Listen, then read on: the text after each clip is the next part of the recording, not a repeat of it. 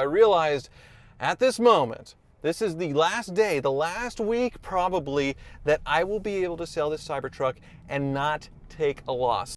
Of course, don't forget the little rivet on my accelerator pedal because the pedals would come loose and their fix is a rivet. Like I said, it's because of the massive depreciation that is coming on this thing. There are some things that I like, but I need to sell it while I still can, and I actually found an EV that is worth owning that is brand new, and I'm actually going to pick that up today and dump the Cybertruck. But after those few early sellers that hit the lottery, that took the risk of being sued by Tesla for flipping it, the floodgates opened and prices have come crashing down. 150s, 140s, 130s, 1-teens. We've seen public sales on cars and bids as low as 108,000. So with fees, that's around 115.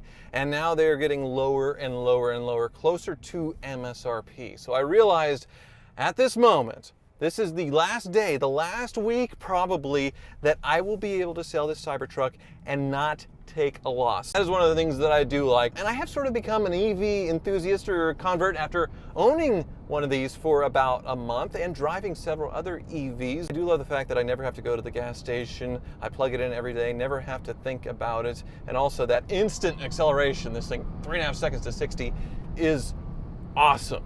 The ride is also very nice on this thing. It is quiet, and I do love the visibility. It's just so cool. I do love the look and the feel of this thing, but not for $100,000.